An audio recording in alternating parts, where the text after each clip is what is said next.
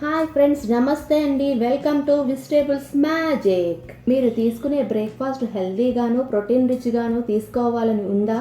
అయితే ఒక్కసారి ఇలా కాబోలీ చెన్నాతోని దోశ ట్రై చేసి చూడండి. ముందుగా ఒక బౌల్లోకి 1 కప్ కాబోలీ శనగలు, హాఫ్ కప్ బియ్యము, 1 టీ స్పూన్ మెంతులు తీసుకోవాలండి. వీటిలోకి నీళ్లు పోసుకొని 1కి 2 సార్లు శుభ్రంగా కడుక్కోవాలి. తర్వాత శనగలు మునిగే అంతవరకు నీళ్లు పోసుకొని రాత్రంతా నానబెట్టుకోవాలి, లేదా కనీసం 4-5 గంటలైనా నానబెట్టుకోవాలి. నేను ఇక్కడ శనగలు రాత్రంతా నానబెట్టుకున్నానండి. తర్వాత చిన్న మిక్సీ జార్ తీసుకొని దానిలోని కొంచెం మనం నానబెట్టుకున్న శనగలు వేసుకోవాలి. ఇందులోకి 1 ఇంచ్ అల్లం ముక్కలు. ఇక్కడ నేను 3 పచ్చిమిరపకాయలు తీసుకున్నానండి, కానీ మీరు మీ కారానికి అనుగుణంగా పచ్చిమిరపకాయలను తీసుకోండి.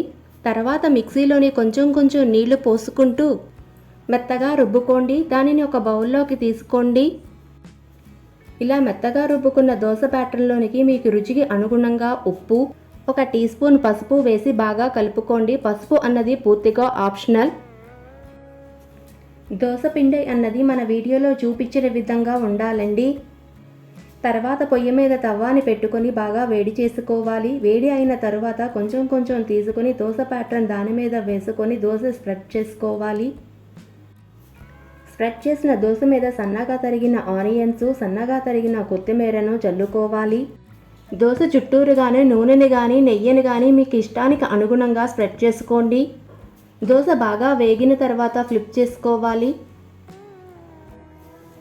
ఇలా ఫ్లిప్ చేసిన దోశ చుట్టూరుగా నేను నెయ్యిని స్ప్రెడ్ చేస్తున్నానండి. ఇది బాగా కాలిన వెంటనే మనం తీసి సర్వింగ్ ప్లేట్లోకి సర్వ్ చేసుకోవటమేనండి.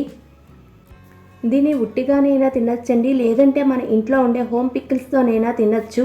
అంతేనండి, ఎంతో హెల్దీగాను ప్రోటీన్ రిచ్గా ఉండే బ్రేక్ఫాస్ట్ రెడీ. ఫ్రెండ్స్, ఈ వీడియో కానీ మీకు నచ్చితే please like, share and subscribe. Thanks for watching.